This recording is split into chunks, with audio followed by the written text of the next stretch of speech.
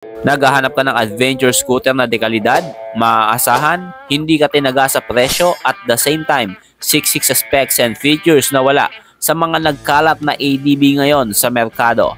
Pwes, kumapit ka na at dadalhin kita sa isang ride na kung saan ikaw ay mabibigla pero mag-iiwan ng ngiti sa iyong mga labi. Ito ang extreme scooter ng FKM, ang Venture 150 Ultimate.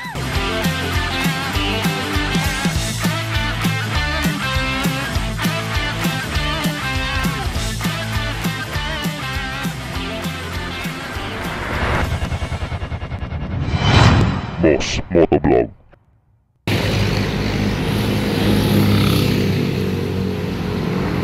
Matagal-tagal na rin mula nang pumasok ang FKM sa bansa, way back 2020 pa. At ito pa rin yung mga motor na meron sila ngayon. At ang kagandahan dito, hindi po sila tumitigil sa pagbibigay ng reserbisyo sa ating mga kababayang rider, lalo na naghahanap ka ng mga affordable motorcycle pero hindi naman tinipid sa specs and features.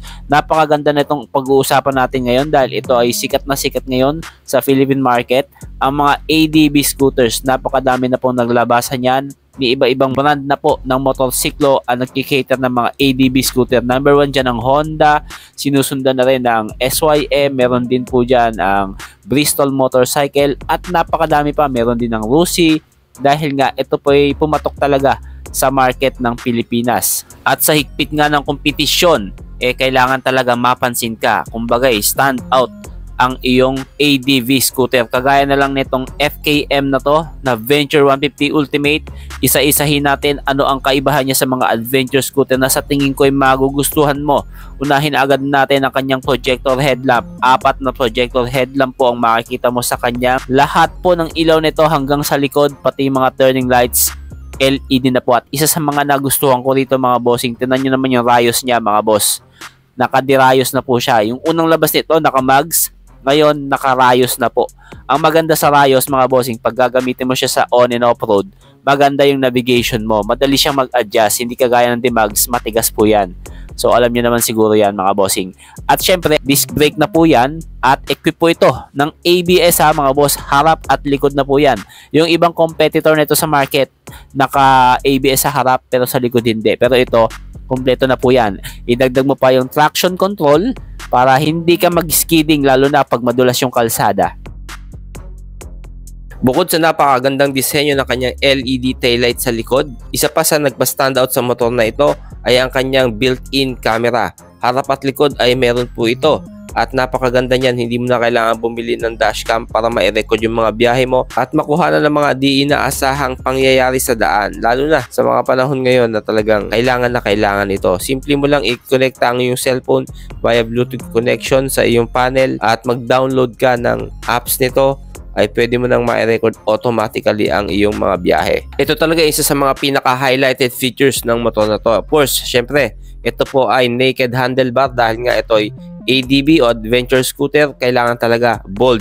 At pagdating sa mga buttons, makikita mo napakadaming pipindutin dyan. Left and right signal light, high and low beam, merong selection ng inyong key selection para sa panel nyo, may passing light para sa mga emergency situation, pwede mong i-adjust ang brake lever mo conforme sa preference mo, at meron din siyang park brake lock para halimbawa mag-park ka sa mga elevated na lugar, hindi aandar ang motorsiklo, stable siya. Sa kanang buttons, andyan po ang inyong ignition, meron ding patayan ng ilaw at patayan ng TCS o yung traction control kung gusto mong i-disable.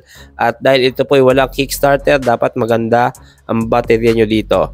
Ito po ay pinalakas ng 150cc, 4 valves na po ito mga bossing, liquid cooled at kayang sumipa ng 16.2 horsepower. Aba, mas malakas-lakas to kaysa sa ibang mga ADB mga bossing. At isa pa sa napansin ko dito ay napakaganda ng kanyang sub-tank sa likod. Bukod dito sa muffler na very stylish, naka-sub-tank na rin po ang kanyang dalawang suspension sa likod na nagdagdag ng lalong napakagandang appeal dito sa motor na ito. 9.3 liters ang kanyang fuel tank capacity. Malayo-layo na po ang mararating mo dito. Keyless na ito, may idling stop and start system, pwede mong i-on at i-off. May saksakan din ng cellphone para sa mga nagdi-delivery o kahit yung mapa-long ride ka, makakapag-chat ka pa rin sa asawa mo at hindi ka mapapagalitan pag uwi. Idagdag mo pa, meron siyang built-in na top box holder. Hindi mo na kailangan bumili ng bracket. Ikakabit mo na lang yung top box mo rito mga bossing. Oh. Tingnan mo naman, napaka-generous talaga nitong Venture 150 ng FKM na ito. Siyempre, may tapa ka ng angkas ng misis mo at meron siyempre 2 types foot positioning. Pwede mong iunat ang iyong paa pag naglo-long ride ka kung nangangalay ka na. Napakaganda ng kanyang 3D emblem sa magkabilang gilid. FKM, meron din niyang rubber boot para iwas sa mga alikabok sa mga matagtagang biyahe at napakagandang daytime running light na syempre nagra-running yan, kaya nga daytime running light. Meron ding windscreen depensa sa hangin para hindi rektang tumama sa pagmumukha mo ang hangin na nagkukos ng pagkangiwi ng mukha. Sa dami ng mga specs and features ng motor na to ay nagkakahalaga lang po ito ng 166,000 pesos. Naka ABS harap at likod, may traction control, may built-in camera at higit sa lahat magandang motor syempre. ADB yan, napakaganda po. At ang ADP po isa sa mga pinakasikat na motor dito sa Pilipinas at napakadami na po talagang naggagayahan sa ganitong motor. Ito po ay GY6 engine para sa mga pyesa, hindi ka mahihirapan dahil kasukat lang din po ito ng mga pyesa ng mga 150cc dito sa atin sa Pilipinas. So kahit yung mga pyesa nito hindi ka mahihirapan.